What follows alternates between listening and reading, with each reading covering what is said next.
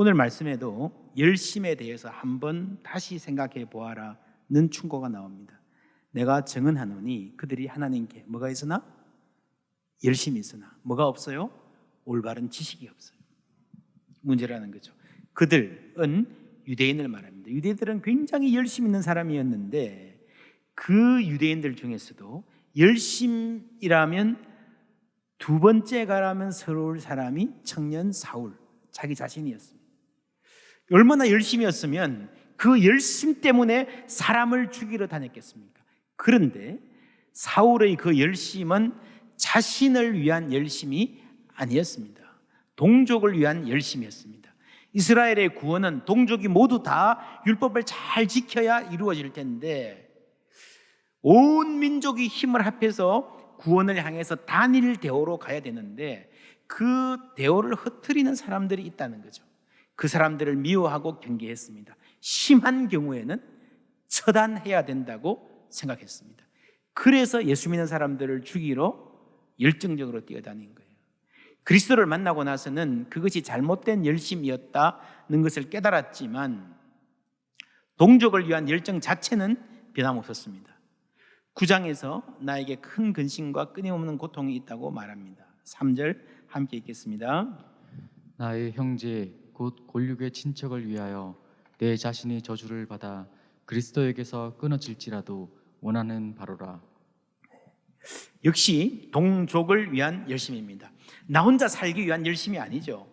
우리가 무조건 열심 하는 문화에 대해서 물음표를 가져보면 좋으나 이렇게 열심히 사는 것이 나에게 무슨 의미가 있는가, 내가한테 무엇이 남는가 하는 걸로 대답을 한정하면요 이게 답이 안 나옵니다.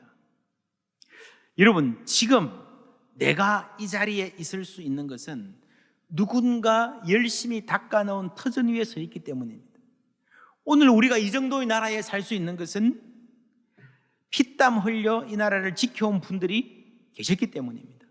우리가 이런 아름다운 예배당에서 예배 드릴 수 있는 것, 교회를 위하여 헌신하셨던 분들이 있기 때문입니다. 나를 위해서 열심히 헤엄쳐 준 분들이 있기 때문에 오늘의 내가 있듯이 오늘의 나도 내가 내 입으로 먹지 못할 사과를 위해서 나무를 심을 의무가 있지 않을까요?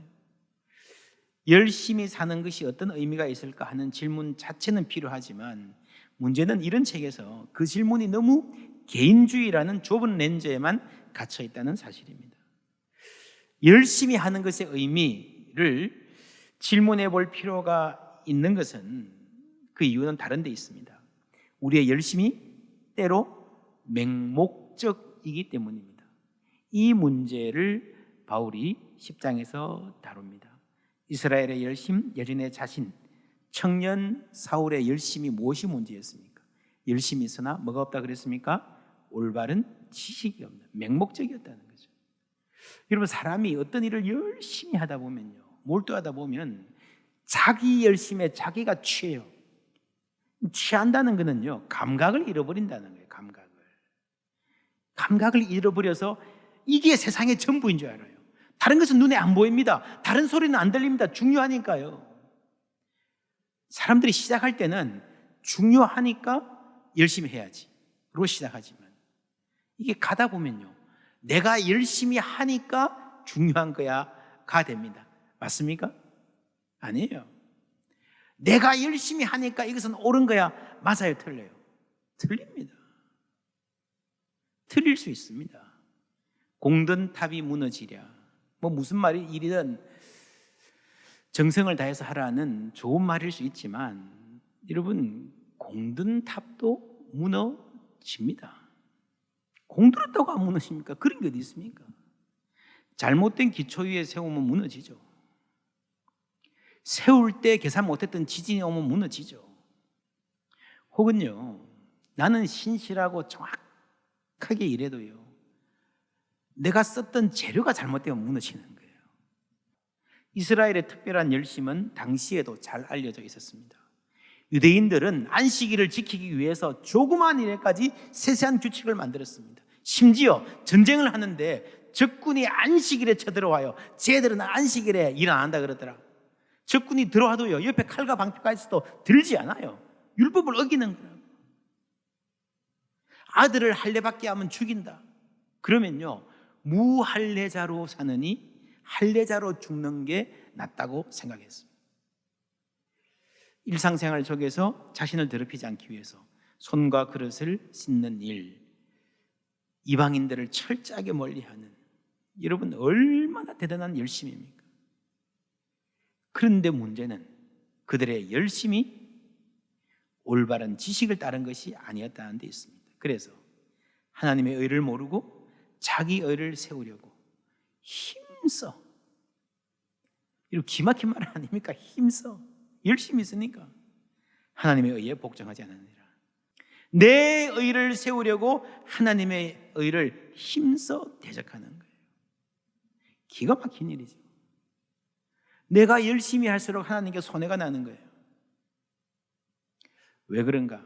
4절에 보면 그리스도는 모든 믿는 자에게 의를 이루기 위하여 율법의 마침이 되시니라 가 이유인데 조금 이해하기 힘듭니다. 율법의 마침이라고 하는 이 번역도 그렇고요. NLT라는 성경이 이렇게 번역합니다. 한글로 풀면, 왜냐하면, 그러니까 그들이 어떤 지식이 결여되었는가 하면 그리스도께서 율법이 주어졌던 그 목적을 완성하셨기 때문입니다. 개역 개정 성경에서 마침이라고 번역한 이 텔로스는요, 마침이라는 뜻도 있지만 완성이라는 뜻도 있습니다. 영어의 the end가 끝도 되지만 목적도 되지 않습니까? end. 비슷합니다. 그 목적 혹은 완성. 그 결과 그를 믿는 모든 사람은 하나님과 바른 관계를 가지게 되었습니다. 그리스도는 율법을 끝내신 게 아니라 완성하신 겁니다. 이게 나쁜 거니까 갖다 치워 아니라 이게 좋은 건데, 소중한 건데 그 소임을 다하지는 못했으니 내가 채우겠다, 완성하겠다 한 게 그리스도의 사역이에요. 여러분, 마태복음 5장 17절에 보면요, 내가 율법이나 선지자를 폐하려 온 줄로 생각하지 말라. 폐하려 온 것이 아니라 뭐라고요? 완전하게 하려 아니라. 그렇죠? 바울과 예수님이 똑같은 말을 하고 있죠. 근데 많은 사람들이 로마서 10장을 그리스도는 율법의 마침이다라고 번역을 딱 못 박아놓고 예수님은 완성한다 그랬는데 여기는 마침이라 그랬잖아. 예수와 바울이 다른 말 하고 있네? 성경이 왜 이래? 이런 사람들이 있어요. 이 바울을 잘못 해석해서 그러는 거예요. 바울도 예수님이 율법을 완성했다고 말하고 있어요. 예수님이 율법을 완성한 결과 어떻게 됐습니까? 누구든지 믿는 사람은 하나님과 바른 관계를 가지게 되었습니다. 가 4절인데 13절에 누구든지 주의 이름을 부르는 자는 구원을 받으리라. 이것이 예수님이 율법을 완성한 결과라는 거죠. 구원은 하나님과 바른 관계에 놓이는 겁니다. 여러분, 죽어서 천국 간다도 중요하지만 더 중요한 것은요, 하나님과 관계가 바라지는 거예요. 그러면 당연히 죽어서도 천국 가고 살면서도 하나님의 보호와 사랑을 받는 삶을 살게 되는 거예요. 누구든지, 이방인이든지 유대인이든지. 그래서 이 말씀은 구약에서 하나님이 말씀하신 기준을 싹 없애버리고 다른 복음을 말씀하신 것이 아니라 구약에서 이미 주신 약속을 이루는 말씀이라는 거죠. 바울은 신명기 30장을 인용합니다. 30장 14절 다 같이 읽어보겠습니다. 오직 그 말씀이 내게 매우 가까워서 내 입에 있으며 내 마음에 있은즉 내가 이를 행할 수 있느니라. 예, 신명기 30장의 말씀입니다. 여러분, 신명기 30장이 구약 성경에서 어디쯤 있는지 한번 머리에 그려보십시오. 구약 성경의 처음 5권, 창세기에서 신명기까지가 토라죠. 모세오경입니다. 바울 시대까지도 많은 유대인들이 모세오경만 성경이라 그랬어요. 성경을 더 많이 인정하는 사람들도 모세오경이 가장 중요한 성경의 핵심이라는 데는 이견이 없었습니다. 그러니까 이 신명기의 결론 부분은 성경 전체의 무게가 실린 아주 중요한 핵심적인 권면이고 예언입니다. 28장에서 결론이 시작합니다. 신명기 28장, 이름 기억하십니까? 너희들이 내 말을 잘 지켜 행하면 들어와도 복을 받고 나가도 복을 받을 것이다. 떡반죽 그릇과 우양의 새끼가 복을 받을 것이고 손대는 것마다 잘 될 거고 농사를 지으면 풍년이요 전쟁을 하면 승리요 너희 자녀들이 꼬리가 되지 않고 머리가 될 것이다. 그러나 악을 행하면 파멸할 것이다. 뭘 해도 안 될 것이다. 모든 자연, 하늘이 놋하늘이 되고 너희들에게 자연이 소출을 내지 않을 것이다.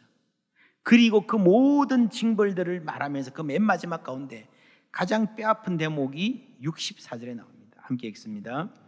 여호와께서 너를 땅 이 끝에서 저 끝까지 만민 중에 흩으시리니 내가 그곳에서 너와 내 조상들이 알지 못하던 목석 우상을 섬길 것이라. 흩으시리니, 그죠? 흩으시리니, 고국 땅에 살지 못하고.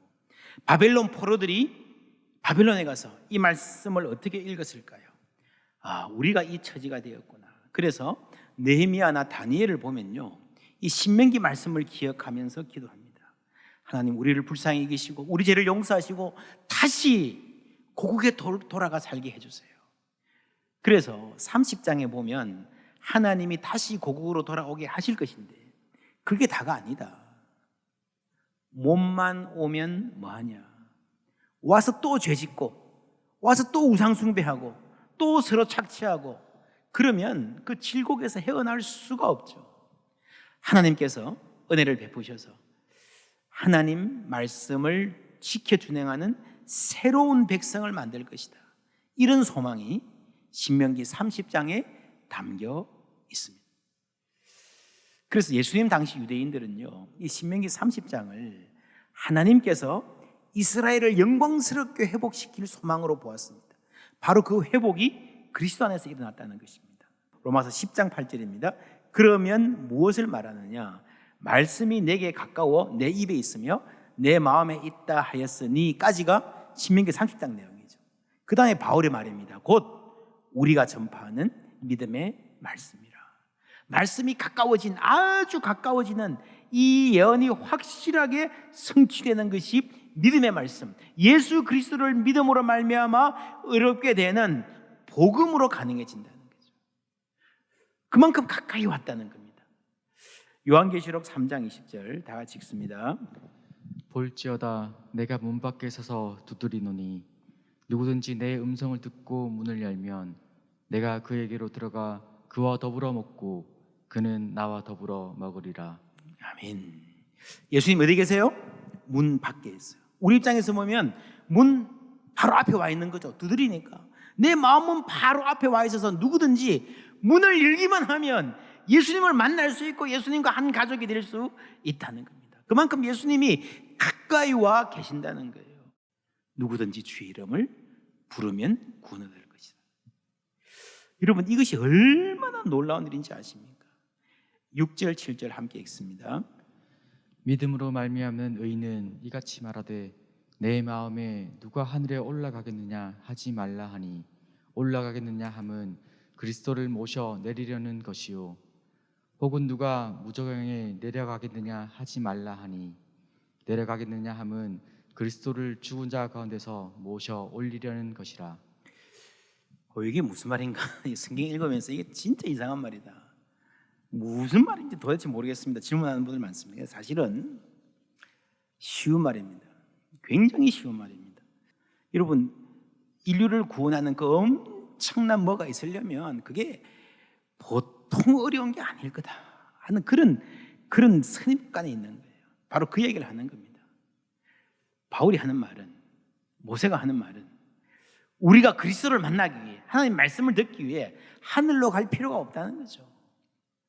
누군가 우리 가운데 영웅이 있어서 슈퍼맨이 하늘까지 가서 그리스도를 만나가지고 제발 우리 좀 도와주세요 딜해서 모시고 올 수가 있겠느냐? 그럴 수도 없지만 그럴 필요가 없다는 거예요. 왜요? 이미 예수님이 우리 가운데 오셨잖아요. 반대로 가장 깊은 곳, 인생의 가장 깊은 절망, 죽음의 그 심연에 가서 그 비참함을 알고 극복하고 누굴 데려오고 이렇게 해야 된다고 생각하지 말라는 거죠. 그것도 예수님이 다 하셨다는 거죠. 인간이 경험할 수 있는 가장 깊은 절망을 다 경험하시고 죽음의 깊이를 경험하시고 사망 권세를 정복하시고 부활 승리하신 우리 주님이 지금 여기 계신다는 거죠. 우리 마음 문 앞에서 띵동하고 누르신다는 거죠. 나는 문만 열면 된다는 겁니다. 가깝다는 거죠. 여러분, 이게 가깝다는 게요, 본래 가까워서 가까운 게 아니고 굉장히 먼데, 이 길이 쉬워서 만만한 게 아니고요, 예수님이 오셨으니까 가까워진 거예요. 본래는 우리가 커버할 수 없는 길이에요. 길을 잃은 어린 양 비유하십니까? 양이 길을 잃었어요. 무슨 말입니까? 스스로의 힘으로는 집을 찾아갈 수 없다는 거예요. 나는 간다고 가는데 더 멀리 가. 나는 나를 보호한다고 어떻게 하는데 나를 더 위험에 처하게 하는, 그게 길 잃은 양이에요. 그런데 목자가 오셨어요. 마태복음에 보면 찾도록 찾으며, 찾도록 찾으며, 찾도록 찾으며, 무슨 말이에요? 찾을 때까지 포기하지 않고 하나님이 찾아오신다는 거예요. 그래서 여러분, 양은 목자를 찾으러 갈 필요가 있어요, 없어요?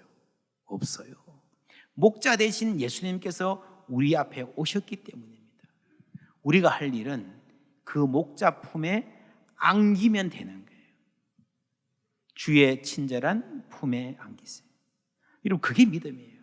믿음은 내가 주님을 찾는 게 아니고요, 나를 찾아오신 주님의 품에 안기는 것인 줄 믿습니다. 누구든지 주의 이름을 부르는 자는, 주의 이름을 부르기만 하면 구원을 얻습니다. 그래서 우리에게는 신앙의 영웅이 필요 없습니다. 히어로가 필요 없어요. 대단한 지혜와 용기, 희생정신을 가진 이 시대를 구원할 만한 신앙의 인물이 나와서 그 영웅이 차가운 바다를 헤엄쳐가서 우리를 구원해 줄 분을 모시고 올 필요가 있는가 없는가? 없다는 말이에요. 왜요? 이미 주님이 우리에게 와 계시기 때문에. 그래서 복음은 모든 영웅주의를 배제합니다. 바울이 말한 내가 내 동족을 위하여 그리스도에게 끊어질지라도, 이 말도 사실은요, 약간의 히어로이즘, 영웅주의의 색채가 있습니다. 그렇죠? 내가 죽어가지고 온 민족을 구원할 수 있다면, 바울의 결론은 내가 그렇게 간절하다는 말이지 그렇게 할 수 있다는 말이 아니죠. 내가 그렇게 할 주제도 못 되지만 그럴 필요도 없다는 겁니다. 왜요? 그리스도께서 다 하셨기 때문입니다. 그래서 동족의 구원을 바라는 바울이 할 수 있는 일은 내 할 일을 열심히 하면서 하나님의 긍휼을 바라는 것뿐이에요. 누구든지 주의 이름을 부르는 자는 구원을 얻을 수 있기 때문입니다. 그들도 구원하실 것입니다. 이 놀라운 일이 어떻게 가능하게 되었는가? 여러분, 이 바울이 2000년 전에 로마를 향해서 편지를 쓰던 그때를 생각해 보세요. 그때 바울이 전한 복음, 이 복음이 2000년 전에 지구 반대편, 2000년 후에 지구 반대편에 있는 우리에게까지 와가지고 바울이 이름도 모르던 이 나라까지 와서 우리가 이 복음을 믿고 예수를 믿고 바울의 글을 읽고 있다는 거, 여러분, 기적 아닙니까? 기적 아닙니까? 어떻게 이런 일이 가능했습니까? 14절에 이런 말 나옵니다. 그런즉 그들이 믿지 아니하는 일을 어찌 부르리요? 우리가 하나님의 이름을 부르고 구원받은 것은요, 믿었기 때문인 거죠. 어떻게 믿을 수 있느냐? 듣지도 못한 일을 어찌 믿으리요? 들었다는 거죠. 들은 것은 전파하는 자가 있었기 때문이고, 전파하는 자가 있었던 것은 15절에 보내심을 받지 아니하였으면 어찌 전파하리요? 기록된 바 아름답도다. 좋은 소식을 전하는 자들의 발이여 함과 같으니라. 많은 개념이 나오는데 딱 정리하면, 압축 요약 정리하면 이렇습니다. 우리가 구원을 받았죠. 우리가 구원을 받은 것은 무엇 때문입니까? 주의 이름을 불렀기 때문이죠. 주의 이름을 어떻게 부를 수 있었습니까? 믿었기 때문이죠. 우리가 어떻게 믿었습니까? 들었기 때문입니다. 복음의 말씀을 들었기 때문입니다. 우리가 어떻게 복음의 말씀을 들었습니까? 누군가가 나에게 와서 복음을 전파해 주었기 때문입니다. 그래서 믿었습니다. 그런데 가장 중요한 것은요, 그 뒤에 나에게 그 사람을 보내준 사람이 있다는 말입니다. 이 한국에까지 선교사를 보내준 분이 있기 때문이라는 겁니다. 누구십니까? 하나님이십니다. 그래서 이 모든 일은 하나님이 하신 일이고, 하나님, 보내신 하나님의 열심으로 된 일입니다. 나를 위해서 누군가를 보내시고 나로 하여금 듣게 하시고 믿게 하시고 주의 이름을 부르는 구원 얻는 자가 되게 하신 하나님의 열심이 여기 있는 것입니다. 렌즈를 확대해서 보면요, 그 옛날 구약시대 신명기 때부터 약속하신 그 회복을 오랜 세월이 지나도록 기억하시고 잊어버리지 아니하시고 그리스도를 통해서 마침내 성취해 주신, 이런 우리가 어리석은 사람들인데, 우리가 지혜가 부족한 사람들인데, 내 인생 어떻게 살아야 될지도 잘 모르고 내 마음도 잘 다스리지 못할 뿐 아니라 내 마음도 잘 모르는 사람인데 어떻게 우리가 자녀에게 바른 길을 제시하겠습니까? 우리가 다 지식의 한계가 있는 사람들이에요. 좋은 부모 되고 싶지만, 그러나 하나님의 열심은, 하나님의 온전한 사랑은 우리와 우리 자녀를 영원히 보호하시고 바른 길로 인도하실 줄 믿습니다. 여러분, 바울은 예수 믿기 전에도 열심히 살았고요, 예수 만나고 나서는 더 열심히 살았습니다. 그런데 예전에는 열심히 살아도 공허했어요. 열심히 살수록 압박감이 더 심하고 뭔가 부족한 느낌이 더 강하고 비교의식이 심했습니다. 이제는 아니에요. 아름답도다 좋은 소식을 전하는 발이요. 여러분, 저는 성경을 읽으면서 이 대목을 읽으면요, 전율이 느껴집니다. 왜냐하면 구원에 대해 쭉 설명하다가 갑자기 아름답도다, 이 감탄사가 탁 나오잖아요. 왜냐하면 바울 자신도 좋은 소식을 전하는 사람들이거든요. 자신의 이야기이기도 하거든요. 여러분, 바울이 자신의 인생을 어떻게 생각했을 것 같아요? 바울 주위의 사람들이 바울이 살아가는 꼴을 보고 뭐라고 말했을 것 같아요? 아이고, 아까운 사람 하나 버렸네. 뭐 예수 믿는다고 저렇게 별나게 얻어터지고 채찍에 맞고. 그런데 구원에 대해서, 하나님의 계획에 대해서, 잃어버린 자를 구원하셔서 하나님 백성 삼으시는 이 원대한 계획을 말하다 보니까요, 아름답도다 터져 나오는 거예요. 그 감탄사가. 내 발도 내 삶도 아름다운 거예요.